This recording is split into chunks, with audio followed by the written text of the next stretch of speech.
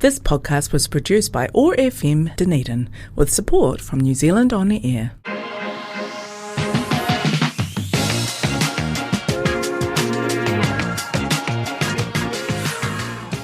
Kia ora and welcome to the OI podcast, the Otago Institute podcast, in-depth conversations with experts from the world of arts, sciences and Mataranga Māori, brought to you by the Otago Institute, the Otago branch of the Royal Society for Arts and Scientists.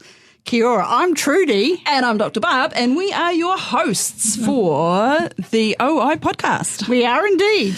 Like it or lump it, but you're stuck with us. So today we're talking about how convenient are conveniences. You gotta love a pun right off the top. And this episode is going to be full of puns. It's very full of puns. We're talking about public toilets. And why are we talking about public toilets? That's the biggest question. Because guess what? It's DCC consultation time. It is. So we've had lots of consultations already this year, but we're right in the crux. Like, we've been building up to the most important one. Like, submissions close April, so... Yes, so the submissions close. I can give you the actual times. The submission close at 12 noon on the 30th of April. So, and remember, there's lots of public holidays in April, so you're going to lose days if you're not organised. Yeah, and there are lots of drop-in sessions. So what we're talking about is obviously the consultations on the 9-year long-term plan. So the 9-year long-term plan, that sets all the big things like infrastructure spends and spends. Yeah, so it's the big thing, and it's where you really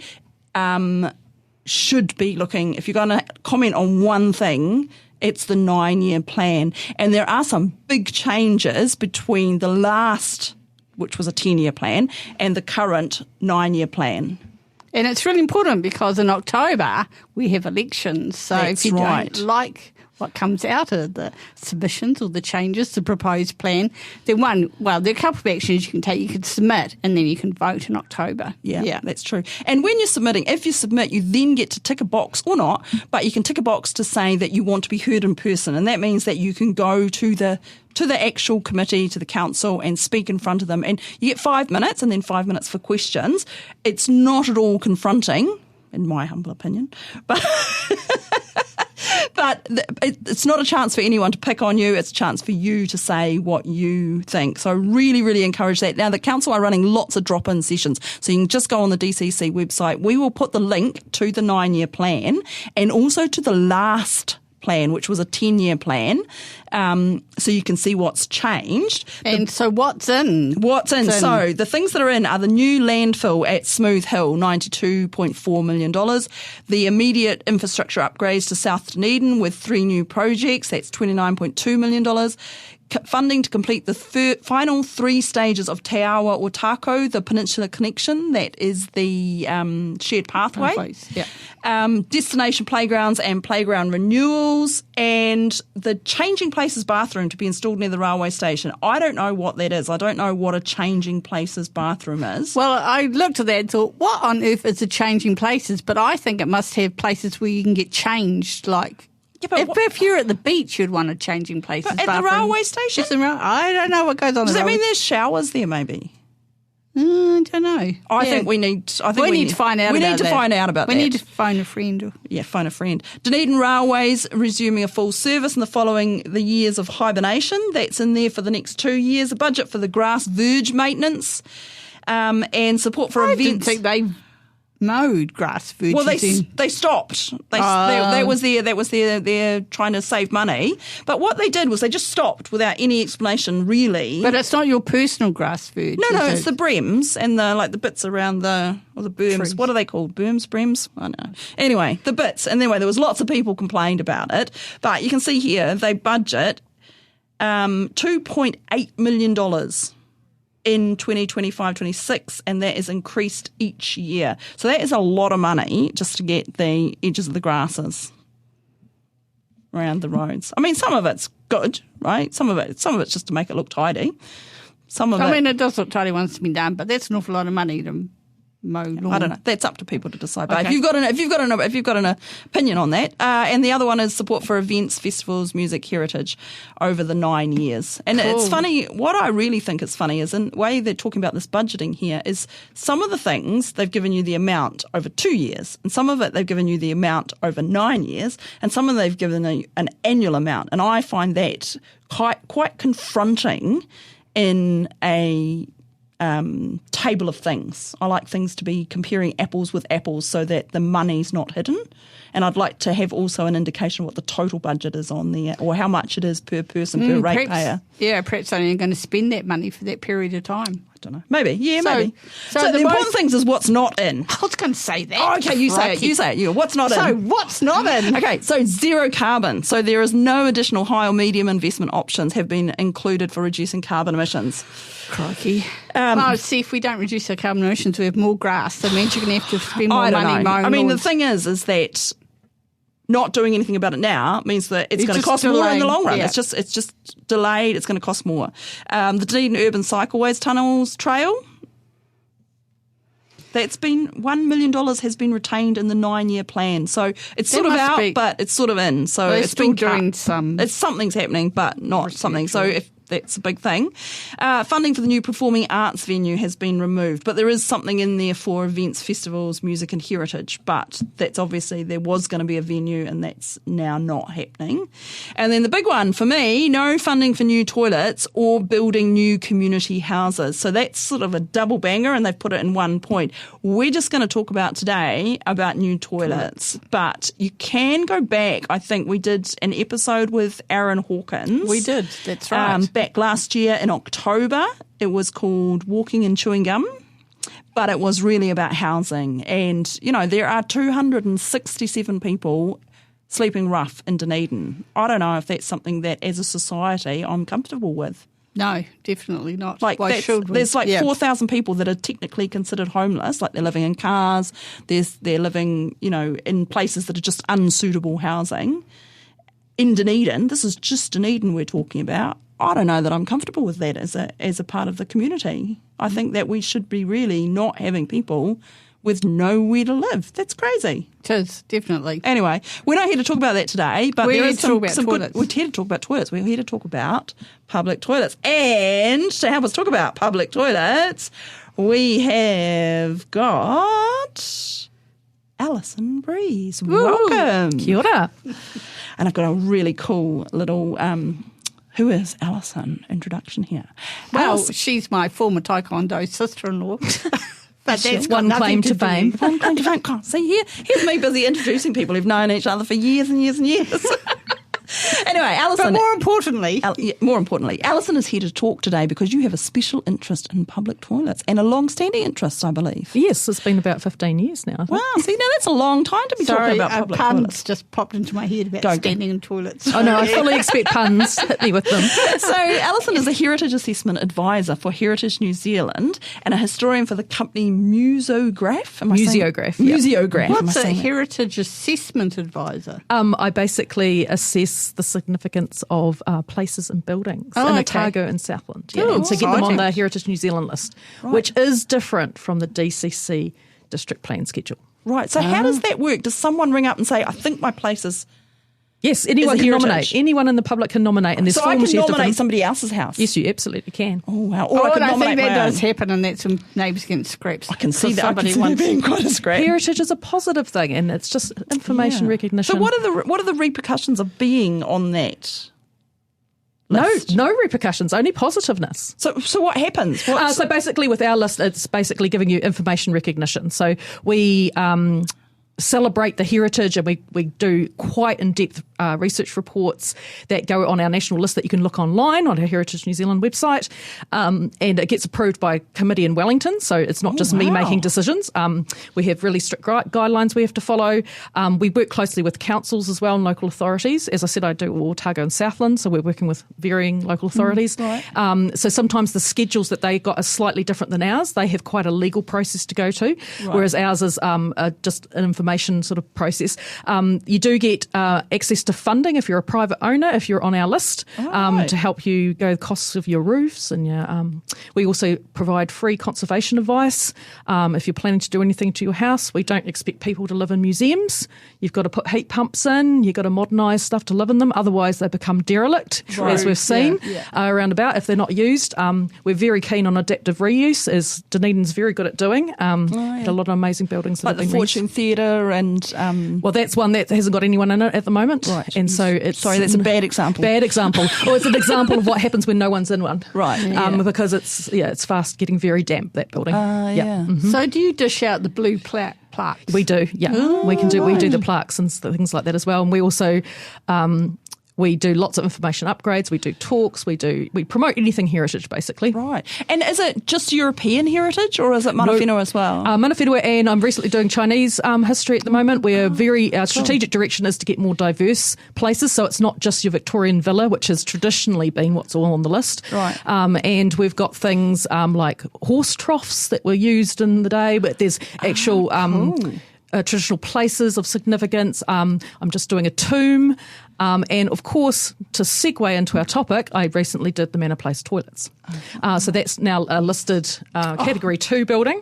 And we've got... Category 2 the highest? No, Category 1's the highest. So Category 1 is of national significance. Category 2 is of regional significance. Right. So you have to be quite extra special for a Category 1. I did argue Category 1 for the Manor Place Loos. I was going to say. But they don't quite compare to the railway station or First Church, apparently. Well, it depends on your needs. I think that's discrimination against toilets. I think it is. Well, the thing about the Manor Place toilet is it's really special in its ordinariness. Like, it's just a simple, common toilet that was around, but it got forgotten about, so it survived. But it tells us a lot about society. Because are there any others like it in New Zealand? No. So it's unique in that it's the only remaining example. There were other brick urinals around the country. None of them were octagonal shape. Right. Our one was the only one. And most of them have long gone because they've been upgraded. And can you see them? Yes. So you can just wander in and have a look at them? You can't wander in. No one's allowed in. Health and safety. So it's not functioning? It's not functioning, no. And it has been boarded up for many years. It's currently surrounded by wire fences because they're actually council are working to stabilise the site because it's a bit like the Leaning Tower of Pisa. And it's sinking dramatically on one side. And we just had experts go in and have a look, and we had all thought... various people who've looked into this, we thought it was an old electrical substation hole underneath it that may have been the foundations had gone down, but it actually turns out it's the edge of the old foreshore. And it's collapsing right on that old seam, which is really interesting. That's interesting. So actually, most a long drop because that might undermine. No, it wasn't. It wasn't a long drop. But it's interesting that the foreshore was that far back. Yes, right up to Market Reserve. Right, all the way up. Well, you think that Manor Place must have been clipped though. Well, because it just was like, basically, just high tide would come right up to that area. So what's the long-term outlook for it then? It's going to be preserved, and council are putting in money to stabilise it. So we've had, we actually recently did it down at the Otago Polytech Master's students of the architecture course, actually as their semester course, had to come up with ideas of ways to use it as like public art or usable toilets, and they had absolutely amazing ideas and concepts, but all these things cost a lot of money. So were there ones for making them usable?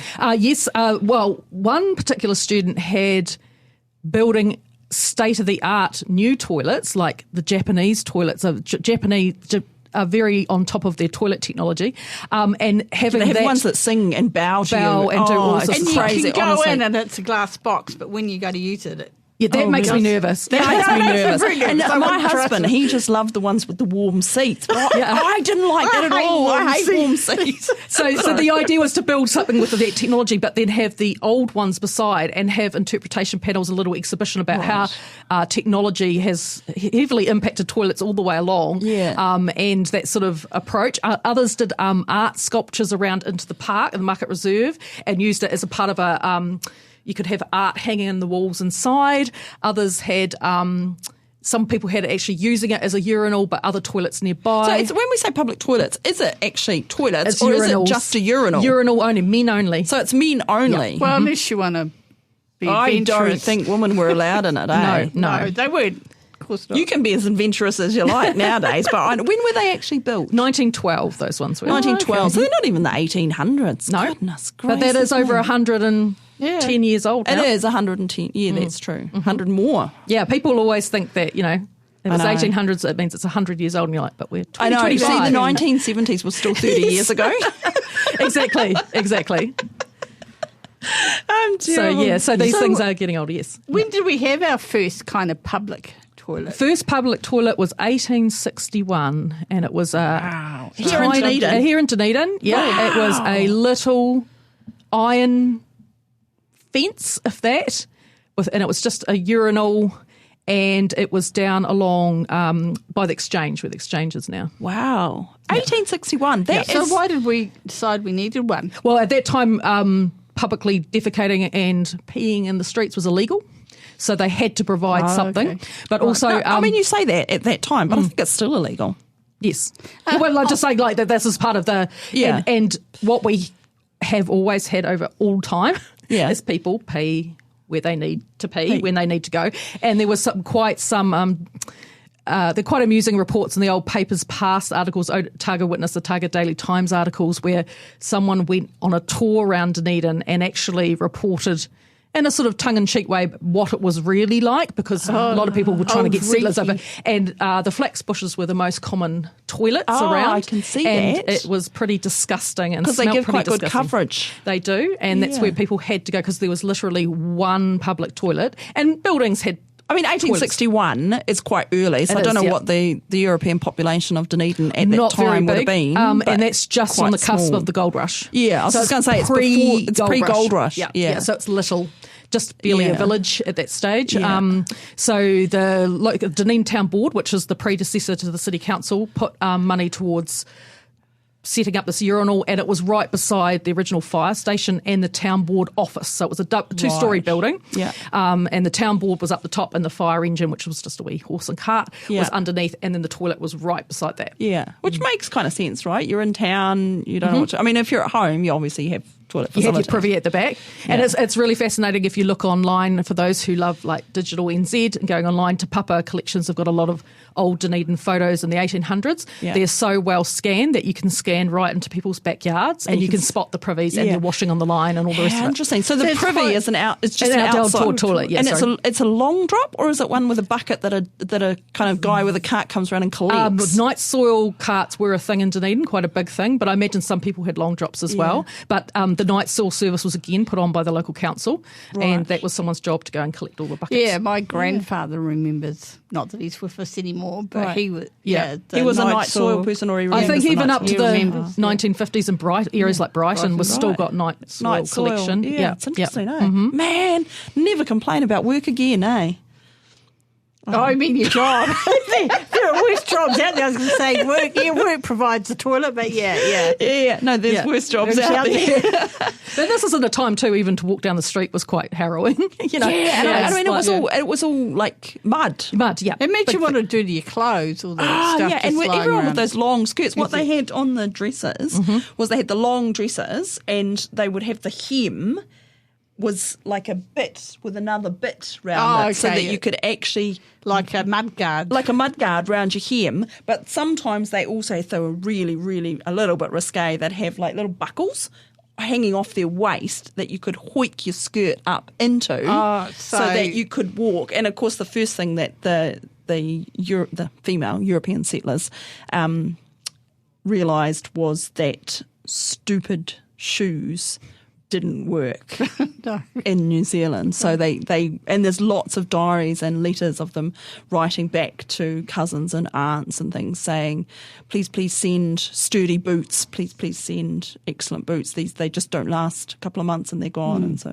and also the hoop skirts were very good if you got caught short. Yes, you could sort of stand still for a wee bit and pee on the street and then carry on. There's a bylaw that if you're travelling through Dunedin on the way to the Gold Rush, you can take advantage of that in the Octagon. I don't know if that's still I don't in the know books. if that one's still, but the tenting one is. The one where you can construct it. Well, you're not allowed to have any temporary structures on the Octagon. That's from I don't the know tenting. whether that's an urban myth or what. Oh, but right. Yeah, I haven't checked it, but there's a whole lot of archaic laws in the UK, and when we were there, and I don't know the veracity of it because I didn't fact check it, but there was one that if you are a woman and you need to go pee, policeman has to offer you his hat. And that's I wish when I'd Bobby's known had that in those 1982, those restaurants trying to find had those hard round hats. I think honestly, most people, and there is evidence. There's some of the clothing down at Toitu's got evidence of, or is it museum? One of them have got outfit that's covered in stains because they would have had to just go where they were sometimes. Yeah. And the underwear wasn't like we have today. It was sort of the underwear had holes in it. Yes, yeah, so you could It was just far more practical. Yeah. So there's all these. Yeah, there's practical issues. But it's interesting though, isn't it? Because you've got this whole, like all this like lace and velvet and silk and bows and tassels and everything on the outside. And then you've got a urine stained inside. It's sort of, it's a bit, I don't know. I don't know, that's a comment on don't judge a book by its cover, Yeah, I perhaps. don't know. It's funny, isn't it? But anyway. And that later on became a really, like those skirts and that became a real problem for the underground toilets because of their access to it. Oh, God, you imagine going down there with a bustle on or something. Yeah, but so when when they men's only? No, we had so the women's. Manor Place one were men's only. Yeah. So Yeah. were they the first ones? No, because the first No. ones were those 1861. 1861. And then over time there were 10 brick simple urinals which weren't as fancy as the Manor Place one. They were just Right. square with an entrance and an entrance And all out. in one sort of big place. One in just several areas. So there were 10 across the city. Right. Pretty much all of those sites today are still public toilets. Oh, that's interesting. Bar a couple. So they're all still places where there's now exaloos Right. on them. Yeah, so one was down at the Queen's Gardens. That one's gone. Right. But it was right on the corner of the Queen's Gardens because it was a central area. So they were around in the 1870s. Right. And they were quite cheap and cheerful and up they went. Then in 1910, we got the undergrounds, which were... Right.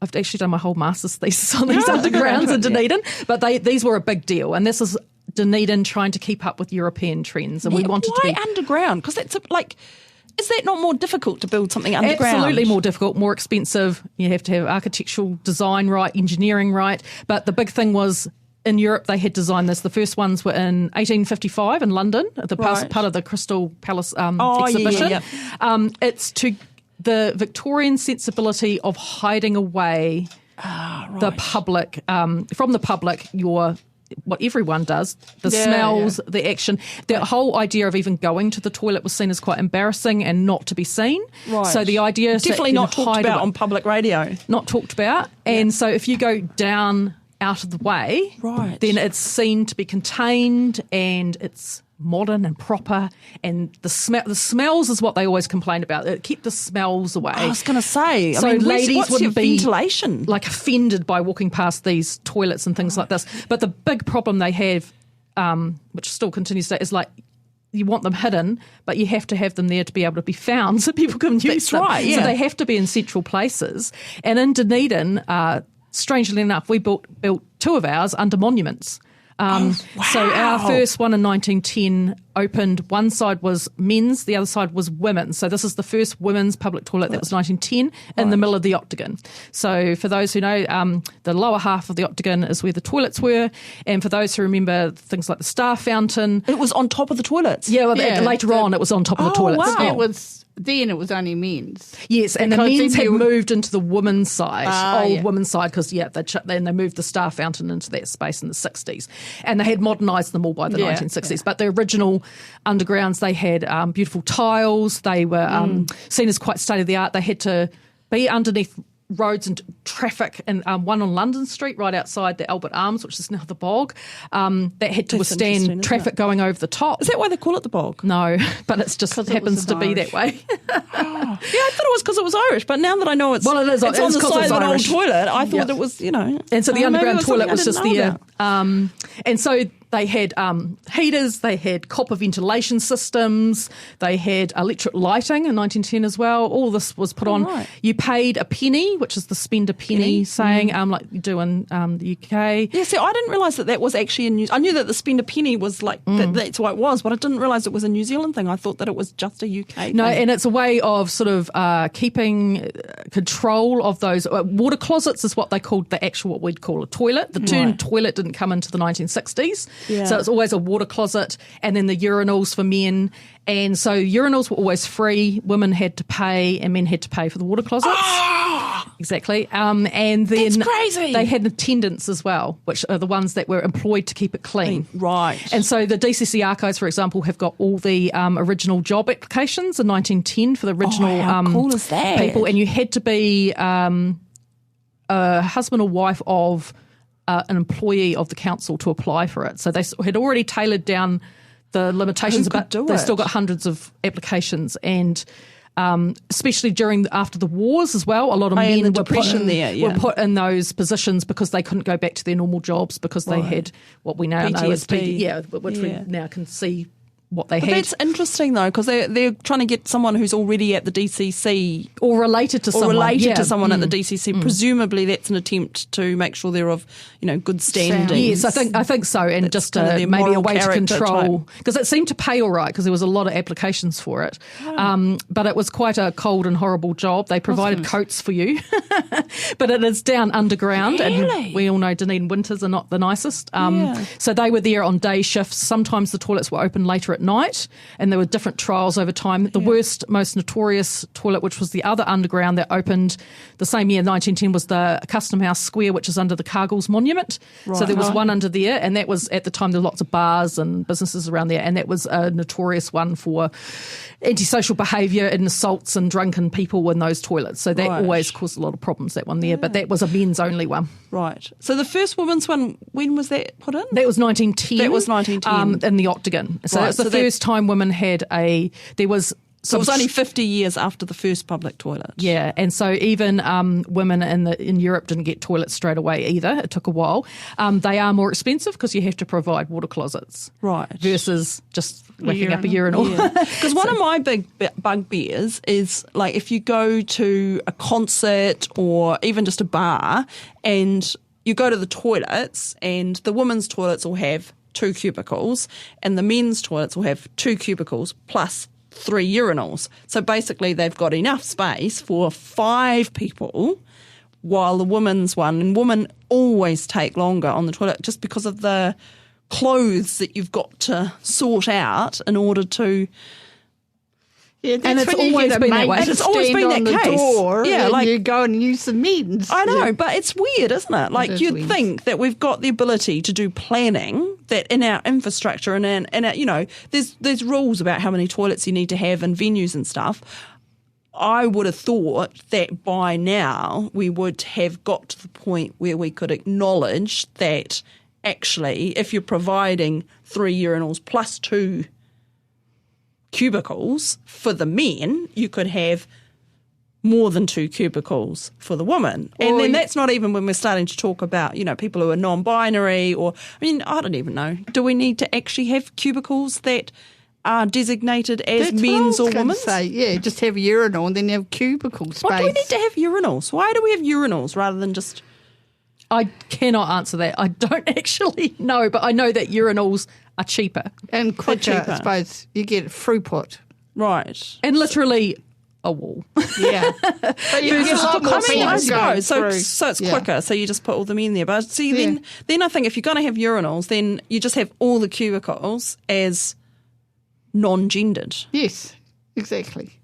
Pretty but the much. reason why we're having this conversation, just to bring us back on track, isn't because we're generally chatting about the loo, it's because it's all to do with submissions to That's true. long-term plan. And I think this just shows that the city's been investing in public toilets for most of its existence. So why on earth basically, are we it's one of the looking... first things they did before they put roads in. They put toilets in. So why are they looking at changing the funding this time round? Yeah. So just to remind the listeners that there is a point to this conversation. Yeah, and it's interesting because we're talking about the ones that are in the main part of the town, because that's obviously where you put your first toilets in. And it's interesting because most, not all, but a lot of the ones that were planned to go in were places that are a bit further afield. So they're ones that the community boards, for instance, have petitioned for over the years.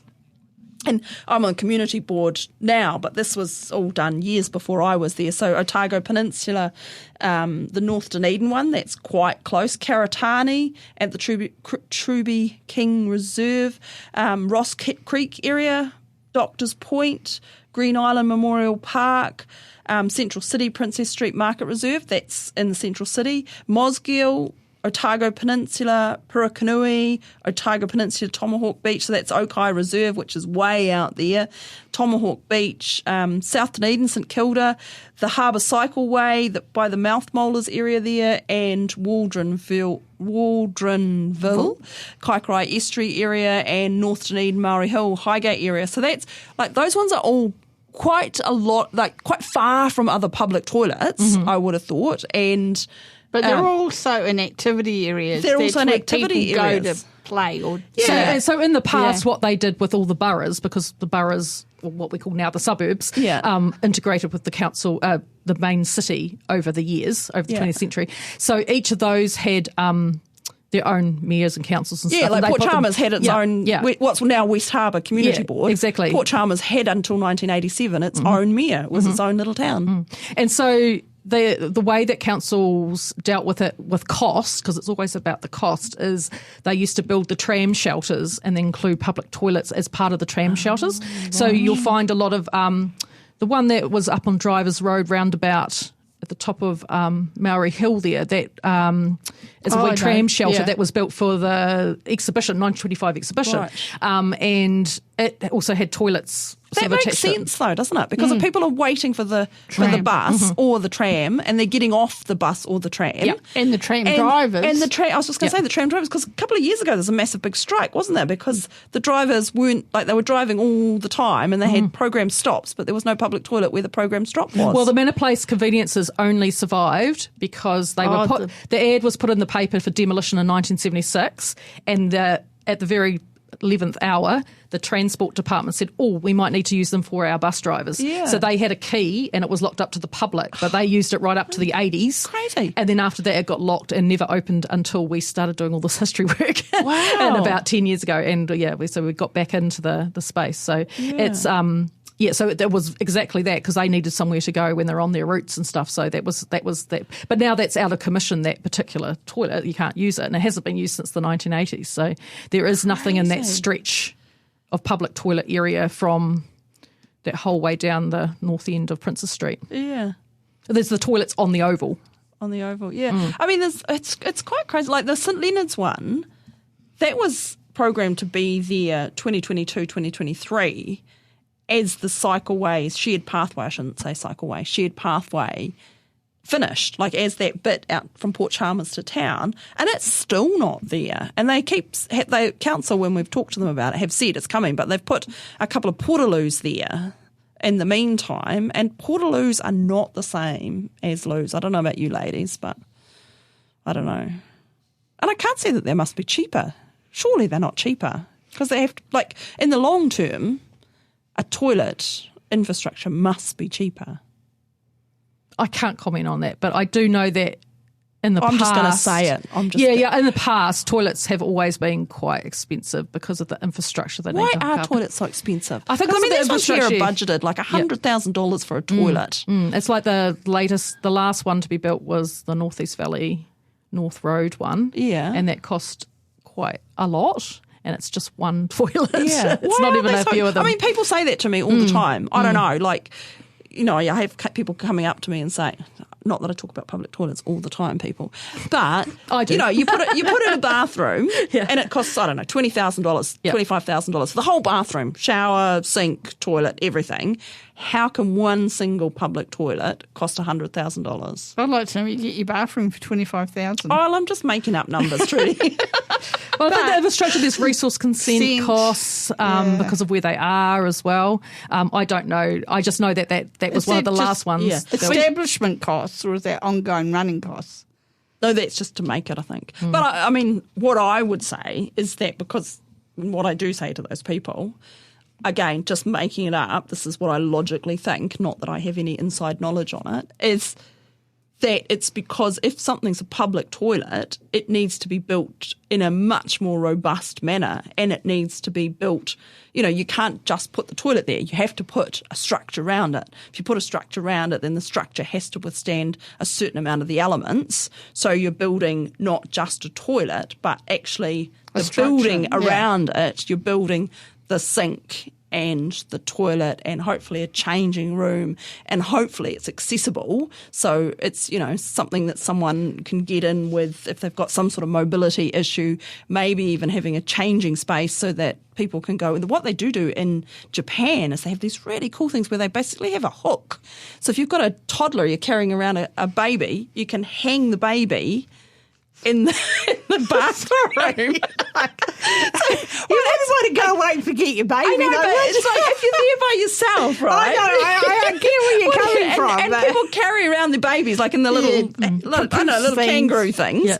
I don't know what they're called. Anyway. Papoose. They the have baby out. that. Oh, I'm late. And it's like the baby's not screaming because it can still see you, but you're actually able to do, and that's like juggling baby and going to the loo is actually quite difficult. And one thing that I really am pleased with is when people have something that you can hang your bag on or your jacket on. Because you don't want to leave it on the ground. Yeah, and you want to take your jacket off as well. Well, I do because, Well, the big problem, and this is just human nature across time, is people will vandalise them. Yes. Every time. What's your And that's right back to Pompeii and the Romans on Hadrian's Wall. Mm-hmm. And so at the moment you've got lots of local areas like complaint, where was it, somewhere down south, someone had thrown wet toilet paper all over the walls. And so they have to pay people to come and fix that. People will always smash sinks. They will steal the copper out of the old ones. They used to always... I can understand stealing copper. I can make money out of it. But just the basically antisocial behaviour has always been an issue. In the 1960s in Dunedin, it was young high school girls with their red lipsticks and their nail files. Wow. So the police used to monitor for council these public spaces, but they could always had a look out and were able to take off. And I guess that adds just to for the record, cost. I wasn't in high school in the 1960s. Nor did you wear red nail polish. No, that's true.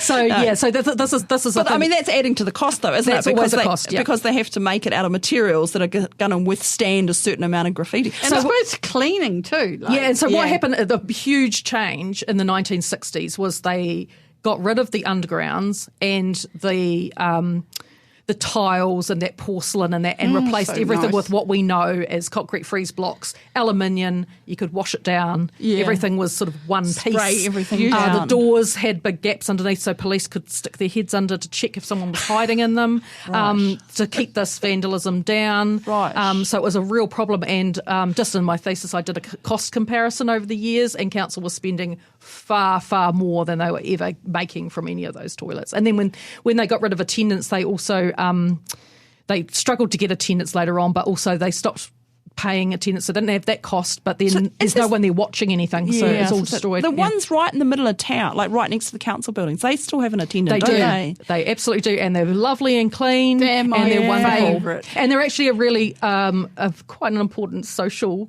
hub where a lot of homeless go there. There's some fantastic old visitor books where people have written about who they've chatted to. You can actually sit there. There's actually you don't have to stand to queue. You can actually sit and queue. And that's what they would have used to be. Do they have showers there as well? No, I don't think there's showers there, but that's somewhere where just personally you go, I'm going to go there because I know it's going to be clean. Exactly. Yeah, that's true. And you sort of know what you're going to encounter. So when they were in undergrounds, you had to walk down the stairs first. You don't even know what's going to be down there. Yeah. I think I would be much more apprehensive. I mean, that's what I say whenever I'm watching a horror film or a murder film. Don't go down the stairs. And if you were a woman too, did you leave your baby with the pram up the top of the stairs? Yeah, did you try and get it down? Or did you just take the baby out and leave the pram up there? So when did they set up the Aotearoa? Because they used to have... Yeah, that was the 1950s. Yeah, because that was fantastic. So restrooms really competed with the underground toilets. What's that? The Aotearoa Library, which is still there, that building upstairs. At the back. There was beautiful, parlour room. So restrooms came in the 1920s, and there were a couple of them around, and they were for women and families I didn't realise that had toilets. And you paid for things like letter writing sets, and you could get your baby's milk warmed and all that stuff. So when they started coming in... Sit there and write letters. Yeah. So when that came in, it's not going to compete with a dark, dingy, kind of unsafe underground. Right. So the women's underground in the Ogden shut down because the Athenaeum one started up. Wow. And that ran right up to 1989 when they put in those ones down Municipal Lane. Oh, right. Yeah. Oh, that's such a so shame lots of that people they're not remember, there now. Yeah, lots of people remember those. Upstairs at Arthur Barnett's. I do remember going to upstairs at Arthur Barnett's. So department stores always had toilets for their customers. Yeah. But if you weren't well-to-do or you had to work all day or whatever, you weren't just shopping, You didn't have any option for women, and women weren't expected to be out in the street in the day. Yeah. God, it's crazy, So they didn't need public toilets because they're not out and about, was the general. Yeah. It's so, For those schoolgirls who are ventilating the but toilets. it's interesting, isn't it? Because we're talking about public toilets, but it's more than that. It's a big societal equity type discussion, because some people have much more need for safe public toilets and much less ability to go further or to use other options. And I think, and there's that safety issue, and I think so that really affects, like you were saying before, homeless. Women are always more affected by lack of public toilets and lack of safe, clean public toilets. But also, I think there's a lot of people who've got mobility issues or digestive issues, like people with Crohn's disease or IBS, and that's really affecting their ability to actually go out and exercise. Like if you're thinking of going in for a trip out to Pouhere, is that what they call it? I used to call them the pyramids. God, I'm hopeless, I know. Hopeless. But, out on the peninsula there, or out at Aramoana, or on the shared pathway, if you're actually wanting to use those amazing facilities that are there for the entire public, and in order to make that an equitable ability to use it, then we really need to be thinking about things like public toilets, because that allows people with, and there's a lot of people with digestive issues, but also, it's a block for people with young kids, for people who are maybe older, and then, you get weaker bladder, people who've had kids and have got weaker bladder issues, and then it sort of then rolls into becoming an environmental issue, because, some of these areas are very special areas for many reasons, historical, cultural, just playground areas. And the last thing we want is masses of human fecal matter and toilet paper all over the dunes. Yeah. And, we want people to enjoy these places, but that has to be balanced with, looking after the place and also, making it so that it is possible for everybody to enjoy And I think them. Mooraki Boulders have just got their public toilets built just last week or the week before, I think I saw. Yeah, so, and the accessibility with the undergrounds, for example, that hidden away concept, it really became an issue with these narrow stairs, and I recreated in virtual reality the world of, so you could put goggles on and walk down the... Cool. Can we still have access to that? Yeah, it's a part of my thesis. You can have a look at. Oh, shit. Oh, my God. Give me the link. Oh, that would be so cool. No, we'll put the link on the episode description, because it really would be interesting to see how it feels to go down in the space. And it's very narrow, and it became always an issue for women, but became a real issue for men after, especially the First World War and then World War II, where you've got a lot of disabled men who can't manage getting down the stairs. So handrails were put in for the first time. There were no such thing as handrails before them, and they're very steep and very narrow. They sort of turn and go down like that. So that was an issue. And then a couple of men fell down and they'd had a bit too much drink, but the solid concrete, so they hit their heads at the bottom too. There was a couple of deaths. So they were looking at by public toilet. Yeah, and some of them did. And so this is why they started bringing them back above ground again. There's various reasons, but one of them was accessibility, having them being able to be found easy, but also being able to be watched, so no one was destroying them. So there's all these different, and it was cheaper to put them up above. It seems a no-brainer, right? Yeah, Victorian weird moralities versus all the practicalities of everything on the other side. So the 1960s. That really, they were all shut down. The Octagon Undergrounds the men's one lasted right to 1989 because the Star Fountain came in and it was going to be shut down. Right. But then they sort of hummed and hawed and moved bits around and kept them there. So they went right to 1989, but all the others were shut in 1962. And that's what makes Manor Place special, because the interior of Manor Place is still original. There. It's all original. It's interesting, isn't it? Because I'm quite happy that it's there as a kind of piece of history, so that we know that it was, and just to have that as kind of a signpost on the way. And it links into sanitation history too, because with all that amazing work they've done with the George Street upgrade, the work they did in preserving those barrel drains, 1870 barrel drains through the main street, is all connected. They're connected to that toilet. Oh, wow. And so that's the original pipes that ran down the main street that gave us sanitation in Dunedin, which we did not have very good sanitation. And people talk about public toilets, not just public toilets, but flush toilets, as literally the greatest health initiative of the 19th and 20th century. Yep. Like the number of lives that have been saved, like it's probably responsible for the whole population explosion of people in the end of the world, but the number of lives that have been saved by public toilets, just by managing that sanitation. Absolutely, so you don't have outbreaks of cholera, for instance. And that's what happened in the 1918 flu epidemic, and with COVID, there was lot more acknowledgement of cleaning these toilets. Yeah. I think just before COVID hit, they do. There's groups that do surveys of our public toilets and how the cleanliness of them and things like that. And they often fail. They're often not got soap in them or hot water or things like that. And they were seen to be quite inadequate before COVID, and then COVID hit, and so they just had to shut them all. But now, people have gone back to their old ways already. Probably people don't wash their hands, they don't use the soap, they don't do it. But that's another issue of trying to keep them clean. But, these Exeloos, these new ones are fabulous what you can do with cleaning them and stuff now.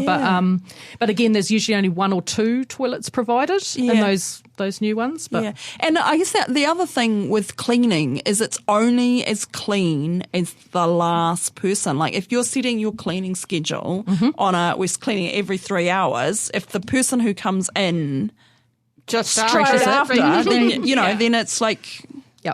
And there is a lovely woman in Duntroon who I think's been featured in the Otago Daily Times. I can't remember her name, sorry. But she goes in and cleans those toilets in Duntroon and always has, and she puts fresh flowers in them as a cleaner. And how lovely is that? I think it's lovely. Like the other way of doing it is just to make these places really nice. So people kind of respect them because they see the effort gone into them. Yeah, exactly. And I think that's it's actually a different way of going about it, like trying to barricade everything, make everything stainless steel and everything, and then it becomes like a really, I don't know, not nice place to visit, and then people aren't going to respect it. But and then there's the whole other thing of toilet tourism, which is actually a really big thing as well. Ones, those what are they called, the famous Austrian guy. Hundewasser, in Kawakawa, So they've just recently been listed as well on our Heritage New Zealand list. Which is, they're world famous, those ones. To build lovely toilets. But the ones in Roxburgh are amazing as well. And so Pete, you remember your experience when you go to a nice public toilet, and you tend to plan a trip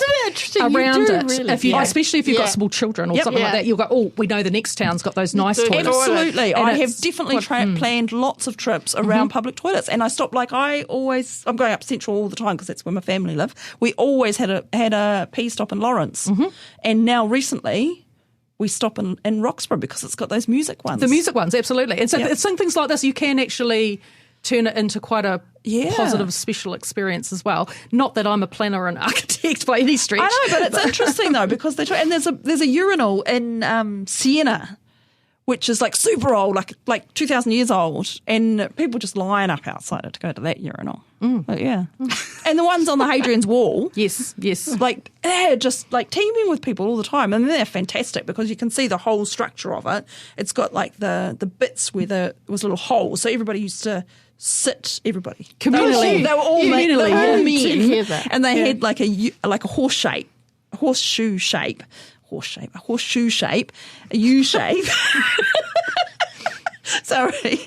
And they had just like the little circles so you can see where their bums were all sitting. And it was all the circles were all worn, like steps get worn from being used a lot. So they were obviously used really heaps. And then the middle had sort of a water kind of trough thing that went round. And there's these sticks with a sponge on it, which they use instead of toilet paper. Because toilet paper must be quite a recent invention. Yes, it is, yeah. What did we use before toilet paper? Newspaper. But before newspaper? I don't know way back, but I know when the undergrounds were first coming up, they were already using toilet paper. Right. Whether it wasn't soft and silky like we have it now, probably. Yeah, but it's interesting, isn't it? I guess cloths maybe in water as well. Yeah. But interesting because that's communal pooing, and now we're so much more private about our pooing. Yes, that whole again, that's a societal shift of ways to approach it, and that Victorian shift of hide it. Now we're like, well, everyone needs a toilet. What's the problem? Need to go to the loo. That's all changed too. And I guess people used to just poo in the morning or at night. I don't know. I can't comment on their daily habits. Are you that regular? I don't know. I know. Well, you know, I was just thinking about Aki Mai, like the dog. I don't know, does your dog have a pretty solid schedule? Yeah, kind of. It's And only I a wonder puppy, if though. people. But I wonder if people just were more like our kind of. Especially system if was you had more to go travel, and was more, work somewhere yeah, I and wonder you're if our away system from was home. just more like controlled. Yeah, because I know in the 1920s when women started working in factories started having to put in women's toilets because they never had women there's working. that famous scene in the Forgotten Figures. Yes, which she had to run all about the way. moon thing. And she had to go like 3 buildings over in the rain get the women's toilet. because there was no that women's was toilet. about apartheid, not about women's Well, it toilets. was both. Yeah, there were not enough toilets, and then they had this whole black and white thing, which is just. Oh, thank God we don't have. But that. things like that, societal changes have really impacted on how people see public toilets, but also how they use them and what is provided as well. Yeah. So there's all sorts of. So what's your feeling? More toilets are needed, or we've reached a thing, or I always think more toilets are needed, but it's. I always think more toilets. There are has needed. always been the issue of everybody wants public toilets, but not near them. Oh, really? So if even back in the day, in the 1800s, people used to write into the council complaining that in no way did they want public toilets near their business, like their clothing shop, because their customers would be highly offended. Someone even tried to sue council. But that must have changed with the whole smell. It has, changing. but people don't like the antisocial behaviour it seemingly brings as well. It's so strange that antisocial behaviour. Yeah, and but people toilets don't go like together. them. Yeah, it totally does. And people just don't like the idea of if my business is going to be running next to a smelly public toilet. It's just got that thing. But I know that council in the past have argued, sorry, the public good outweighs your one complaint. And I as I said earlier, most of the toilets that are there now are still in those places where they've always been, rather than try and fight to put new places in. They just already built them on. So the Frederick Street toilet across from the dental school, that when the London Underground shut, it moved there, and it's always been there. And it just keeps getting modernised. And what's the London Underground? The London Underground was the urinal. Toilets, not the underground in London. Sorry, London Street Underground toilets, I should say. Yeah, sorry, not the London Underground. To me, I know what I'm talking about. I just flicked then. I was like, The third underground was in London Street. And so when they shut, they just moved down to Frederick Street, where they still are now, and they've just done them up, put new ones in there. So, I mean, that makes sense, right? And I guess from my point of view, the ones that are just going back to the original, talking about the submissions and the 9-year plan, a lot of those were scheduled to go in the outer areas, not in the centre of town, not in the inner city. So places where they're generally speaking, there aren't other options. So it's kind of a little bit of a different. I mean, they've put new ones in at the bus hub. They're new ones that have been not there before. But that's because they shifted the bus hub, because the toilets were where the bus hub was. Yes. They shifted the bus hub, so they had to shift the toilets as well. Yeah. And that makes sense. Yeah. Well, the buses used to go through the middle of the octagon, right? So then when they redesigned it and put the bus hub there. But see, and they get, I think with antisocial behaviour, I think the answer is just what Trudi was saying about the anthem. Make them nice. Yes, that could be. I don't know the answer to that. And make them part of a business that's open anyway. Like, if you make the public toilets so that, like, if they're open at night, so that bars and stuff are around them, so that there's people there. Like, the more people you've got there, then they're not way in some dingy corner where people can't see what they're doing there. That would be my suggestion. There's still elements of people that will destroy It's strange, them. isn't it? I just have to accept it and I know, carry on. it's just a recurring theme through all the hundreds years I've looked at. It's interesting though, isn't it? It's something weird and a thing. Anyway, it has been very fascinating. We will put all the links. I strongly suggest that anyone who has any for or against spending on public toilets, for or against any of the things, we will come up with some other issues, and we will try and get people as amazing as you along to talk to them. Thank you very much for coming, Alison. No problem. Thank you very much for having me. And I really am looking forward to that VR, virtual reality. There's also another game you can play too, which takes you back to the Octagon in 1910. Oh, cool. No, definitely. So I'll put those links in We'll put those links all in there. And We'll put links to the submissions. We'll put links to the plan. We'll put links to a couple of other podcasts that we've done. Yes, so we have been talking about other things, about submissions and... Yes, so if you've been listening to this OI podcast, if you enjoyed this episode with Alison Breese, we think you'll like the July one from last year, Greenhouse Gases and Trees, with Associate Prof Janice Lord. So that was about the government emissions plan and public submissions.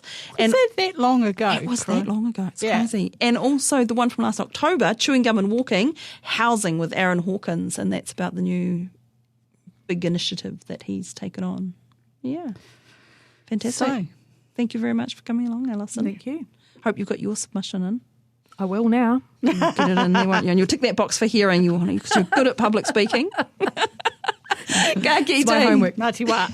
You've been listening to the OI podcast, the shout out for the arts, sciences and mataranga Māori. You can support this podcast by becoming a member of the OI. Check out the Otago Institute for Arts and Sciences on Facebook or our website. If you'd like to listen again to this episode or others from the series, look for the OI podcast on ORFM's website, oar.org.nz. Brought to you by the Otago Institute for Arts and Sciences, the Otago branch of the Royal Society of New Zealand. This podcast was produced by ORFM Dunedin with support from New Zealand On the Air.